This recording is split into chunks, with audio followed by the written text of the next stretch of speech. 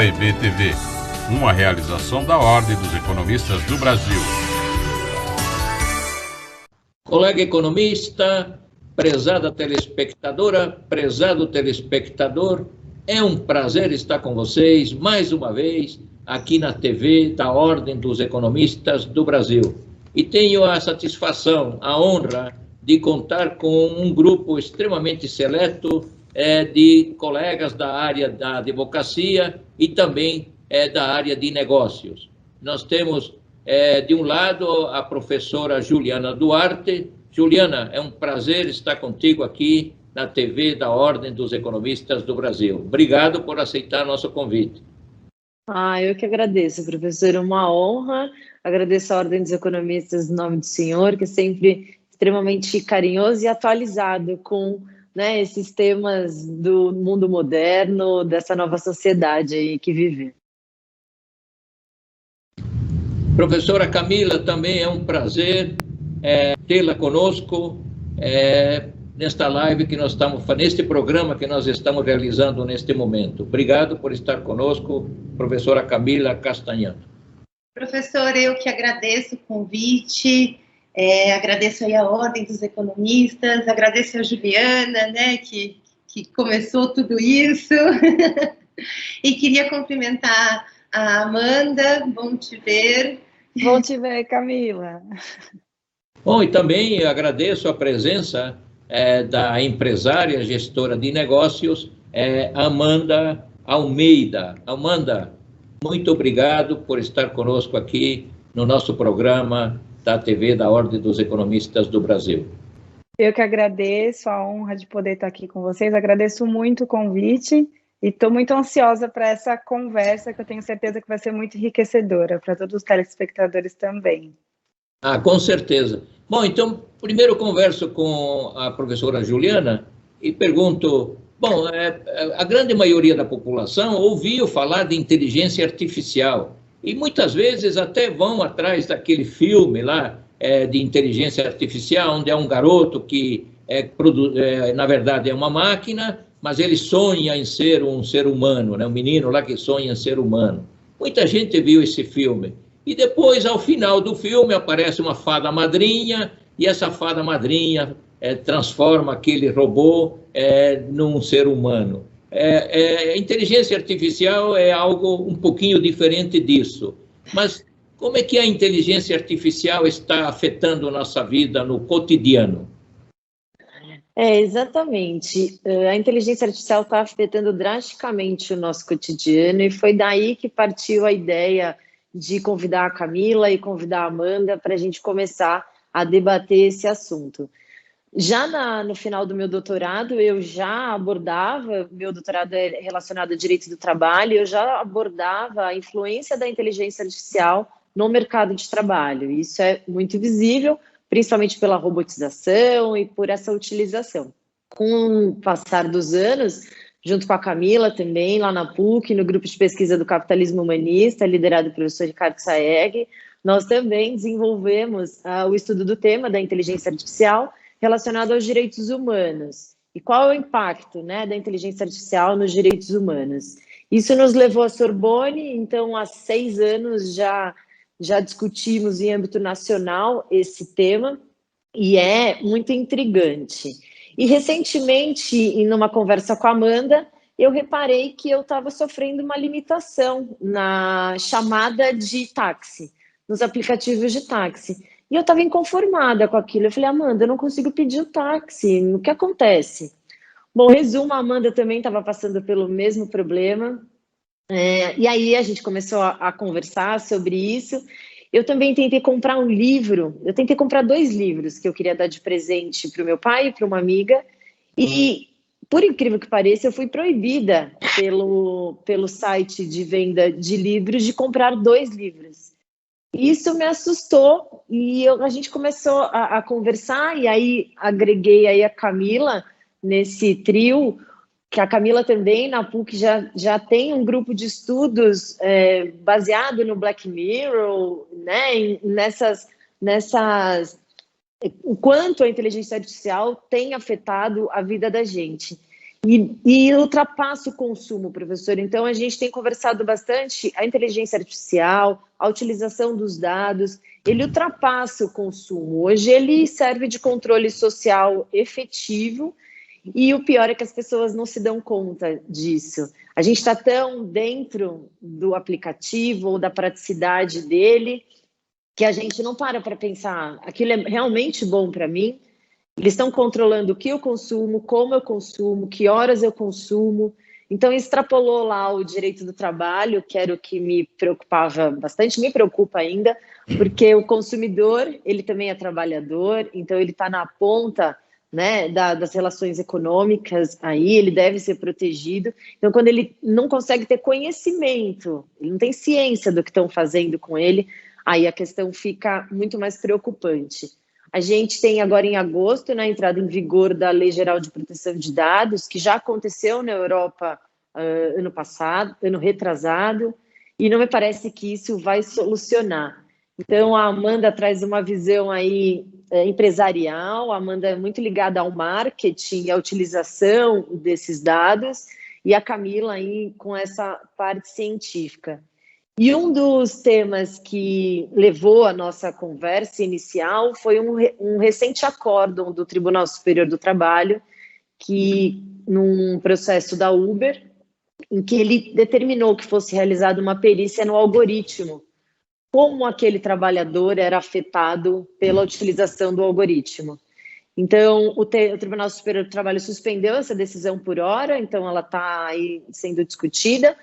E até que ponto o algoritmo é um bem da empresa inviolável, inatingível? Então, ele vai, a inteligência artificial ela pode servir para o bem, como a Camila, né, falou bastante na live que a gente teve a oportunidade de fazer outro dia, mas ele também pode servir para o mal. Então, ele pode sim controlar o consumidor, controlar o empregado, controlar os demais agentes da cadeia de produção. Então, eu acho que a gente tem que parar, analisar, ver que o algoritmo, sim, pode ser um grande violador dos direitos humanos. Aí a gente pode dar vários exemplos de violação, né, da privacidade, da liberdade, que eu tenho que ter liberdade também para escolher, a privacidade dos meus dados. E é muito interessante, porque tinha um professor na PUC, o professor Viles, que ele era absolutamente contra, né, Camila, a tecnologia. Mas ele resistiu até o final. E eu falava, professor, não vai dar. Aí ele falava, não vai. Ele brigava quando a gente usava o celular na aula e ele teve que se render. Então, hoje é impossível você não fazer parte dessa grande rede, né, que é essa grande rede de computadores, de internet, que tem um potencial aumentado em proporções que a gente desconhece. Essa é a grande preocupação. A gente desconhece como o algoritmo funciona, até onde ele vai. Eu agora estou focando meus estudos nisso. Eu quero entender o que é isso. O que é essa expressão ou esse sistema, ou eu não sei ainda, que controla e pode servir muito para o bem da sociedade, mas pode colocar em risco. E aí eu vou lembrar o professor Ricardo. Bom, eu vou aproveitar e fazer uma pergunta para a Amanda, que ela é empresária e gestora de negócios, e você utilizou a palavra marketing, né? Em primeiro lugar, dizer que o marketing mudou totalmente, né? Porque os marqueteiros antes eram pessoas que saíam de agência, de faculdades, de publicidade, até de economia. Temos vários colegas, eu tenho vários colegas economistas que trabalham na área de marketing ao longo do tempo. Mas isso mudou. Hoje em dia temos um pessoal na área de TI, de tecnologia da informação, computadores. Está mudando essa pessoa, né? Mas eu queria partilhar um exemplo contigo, Amanda, que é o seguinte. Nós utilizamos a rede Netflix, por exemplo. Há milhões no mundo inteiro utilizando a rede Netflix. E eu tenho uma informação de que 80% dos filmes da Netflix é resultado de um algoritmo que vê as preferências.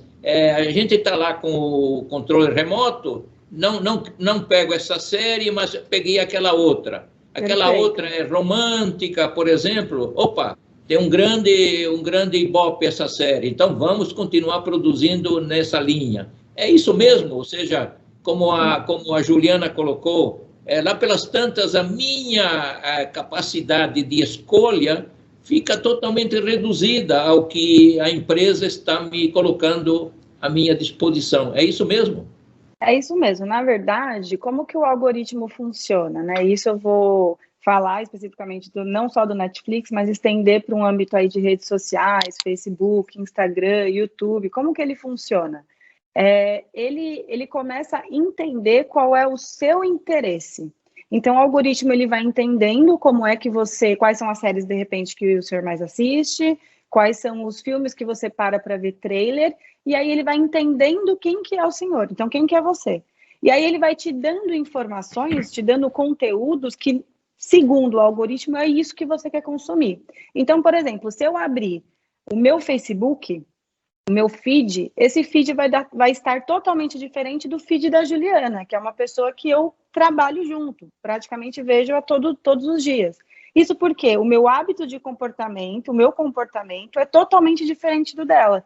Então, a gente acaba vivendo também numa ilusão de que aquilo que eu estou recebendo de conteúdo é de fato o que está acontecendo na sociedade como um todo, e não. Então, realmente, a gente acaba ficando limitado, tanto em questões de ideias, né? Então, a gente começa a pensar como aquilo, a gente está o tempo todo absorvendo conteúdo, a gente começa a assistir tem a falsa ilusão de que a gente está vendo tudo que o Netflix, por exemplo, está nos mostrando, mas não, isso também já é escolhido para determinada pessoa, né, para determinado hábito mesmo de consumo, e as redes sociais a mesma coisa, então acaba sendo um perigo. Se a gente for pensar em política, né, no algoritmo aí entendendo como que é o seu posicionamento político e como que é o meu, ele vai entregar coisas para você que é totalmente diferente do que ele entrega para mim. Então, a gente vai tendo essa falsa ilusão de viver numa bolha que, para mim, é a minha realidade, enquanto para a Ju é uma outra realidade.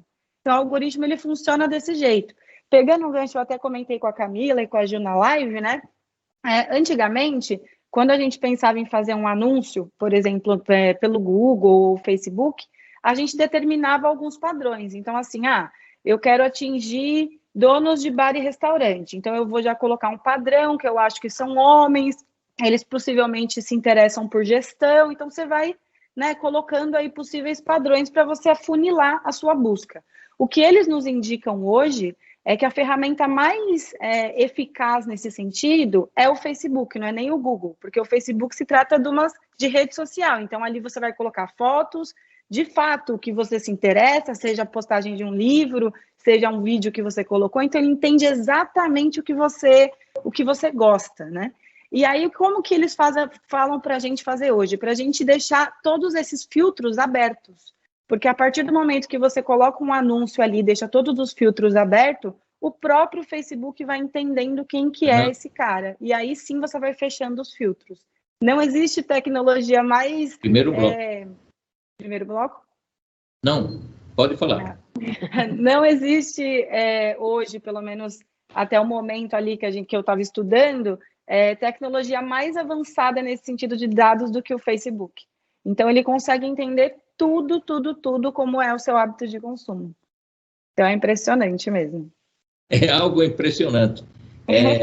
Estamos constantemente sendo vigiados, pior do que 1984, o livro de George Orwell, né? Está até pior, porque ele deu uma ideia de que... ou será que estamos caminhando para a leitura do pensamento, né? Ou seja, pelas tantas, os algoritmos vão olhar o nosso rosto e vai dizer, ele está triste, ele está contente, o time dele perdeu ontem, né? A Espanha ontem foi desclassificada, então o professor Manolo está triste hoje, porque a Espanha não se classificou para a final, foi a Itália. Mas... vamos pedir um segundinho para o nosso telespectador, nossa telespectadora, e já retornamos. O que nos move, nos transporta para o futuro. Dinamismo para acompanhar as evoluções tecnológicas e os novos modelos de negócios. Dinamismo para inovar. Se superar as expectativas é importante para você, é importante para nós também. Oferecemos soluções completas para potencializar o crescimento sustentável do seu negócio e projetá-lo para o futuro. Esteja onde estiver, conte com a gente.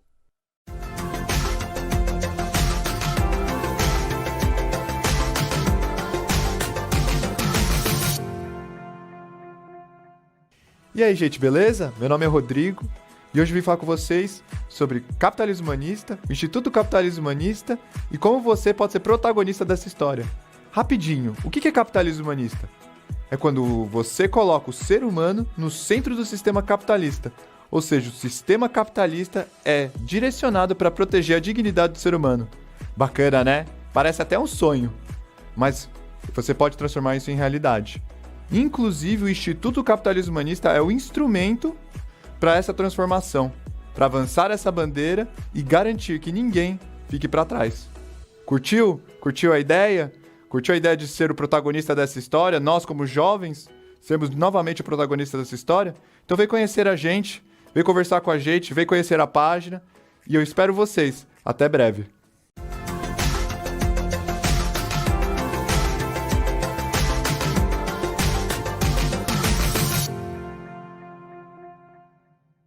Colega economista, prezada telespectadora, prezado telespectador, é um prazer estar com vocês mais uma vez aqui na TV da Ordem dos Economistas do Brasil.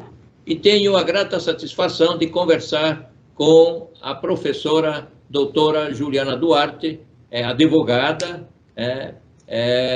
também com a professora Camila Castagnato, também professora e advogada, e também com Amanda Almeida, que é empresária e gestora de negócios. E estamos conversando e aprendendo muito sobre essas questões relacionadas com o uso das redes sociais, o uso do Google e demais instrumentos da internet, sobre a nossa vida pessoal, nossos atos de consumo e principalmente a nossa liberdade de fazer nossas escolhas, que acabam sendo tolhidas por esses algoritmos denominados de inteligência artificial.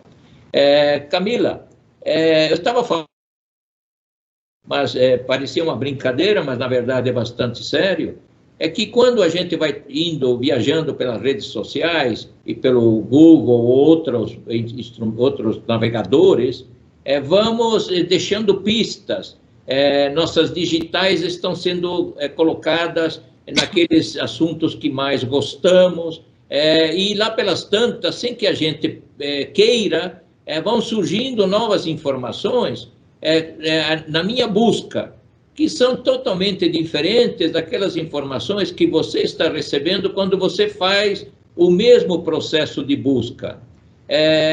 O algoritmo é algo que acaba nos confundindo, acaba nos dirigindo para direções que nem sempre são as direções que estamos desejando? Professor Manolo, agradecendo mais uma vez aí a oportunidade e a honra desse bate-papo bom, de rever Juju e Amanda.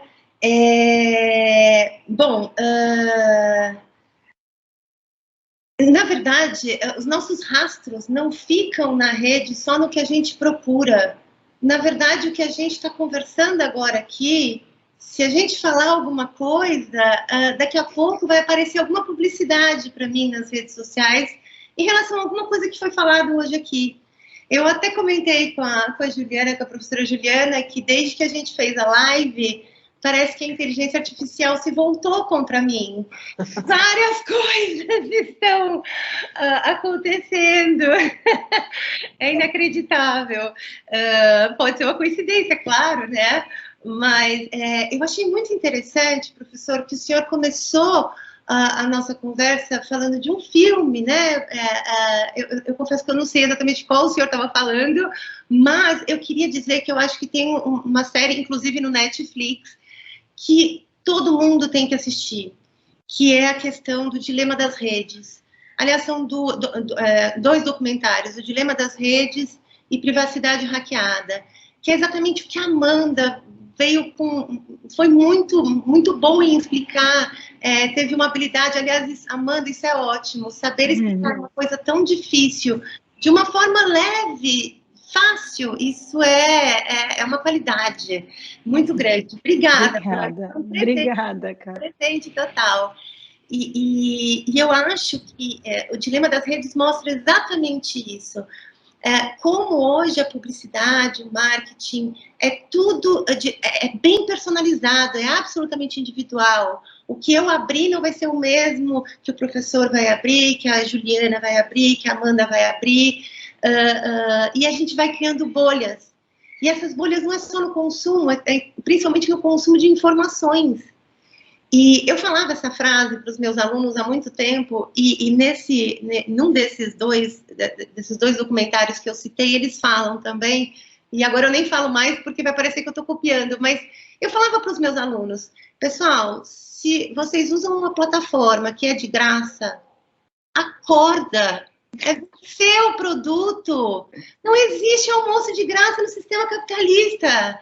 Hello, gente! Vamos acordar, não é, né?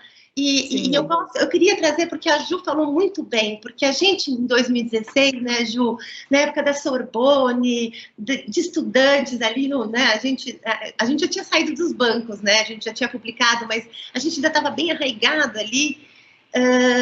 Eu me lembro que a preocupação era essa. Como é que ia ser o mercado de trabalho, a própria educação, como é que a inteligência artificial ia inserir no judiciário, nos processos, né, em tudo isso. Agora, eu queria usar, inclusive, uma fala da Kate O'Neill, que eu queria deixar de indicação aqui também, porque ela é autora de um livro chamado Armas de Destruição Matemática, e ela trata exatamente da questão dos algoritmos. Ela diz o seguinte, ela afirma que já é tarde para nos preocuparmos com a disponibilidade dos nossos dados, que agora é preciso perguntar o que as empresas fazem com eles. E não é só vender os nossos dados, quais são essas perguntas? Quem é que direciona essas perguntas do algoritmo que vão te levando? O que elas estão fazendo com a gente? Esses documentários, eles, na verdade, eu brinco que, eu falei para a Ju, né, e para a Amanda na live, que eu falei que alguns alunos meus, quando a gente começou a estudar isso na PUC, em 2017, eu acho que eles acreditavam que a nossa matéria, que eu era um pouco distópica, né, que eu era um pouco uou, e que a gente viu que em muito pouco tempo eu já não sou mais, entende? Hoje eles entram na aula, eles já assistiram esses documentários, é outra maturidade que entra, é outra discussão. Nós entramos num nível de discussão agora que a gente já entrou no nível filosófico, tá? Eu estava até comentando na live passada do Max Tegmark, né, na Life 3.0, que é um livro em que ele traz a questão de que talvez em um curto espaço de tempo, né, pensando em humanidade, a inteligência artificial venha a ultrapassar a inteligência humana e nós não seremos mais os protagonistas. Então, todo aquele antropocentrismo que criou o Estado moderno, que criou o direito, a economia liberal e todo o resto, né, esse conceito antropocêntrico que, no primeiro momento, vem da arte, né, do renascimento cultural, talvez não seja mais o Davi ali, né, no centro, nós tenhamos ali uma inteligência artificial na arte.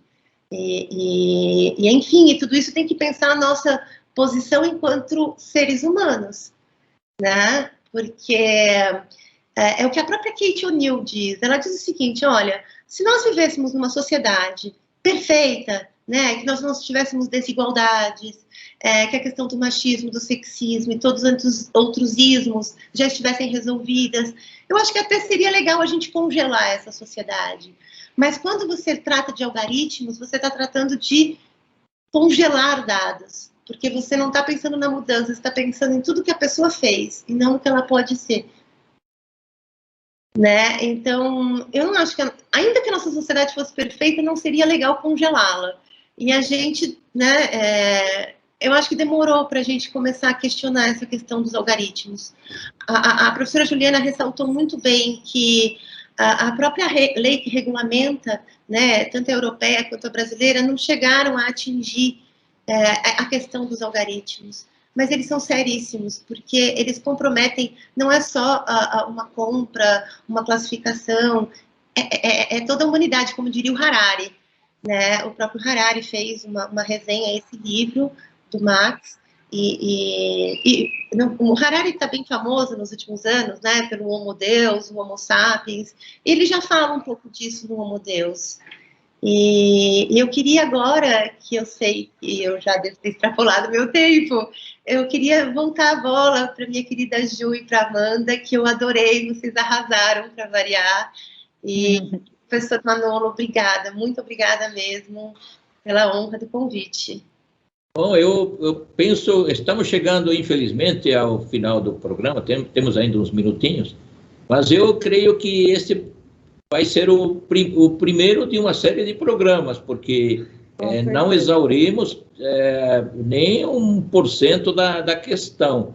Então, já fica o convite para outra oportunidade.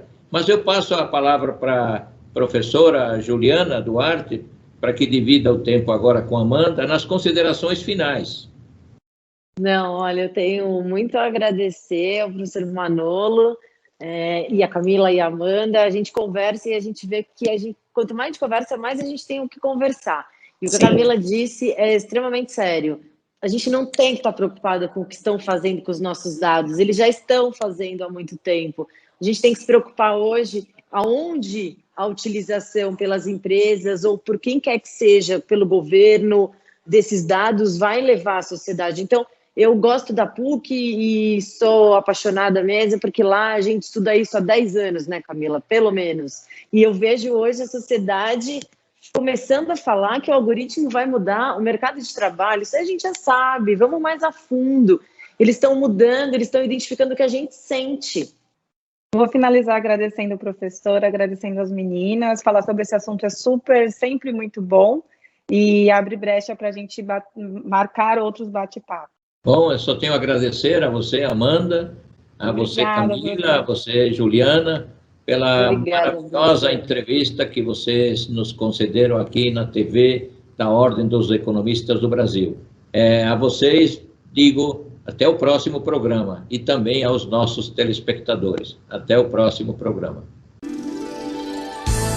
OEB TV, uma realização da Ordem dos Economistas do Brasil.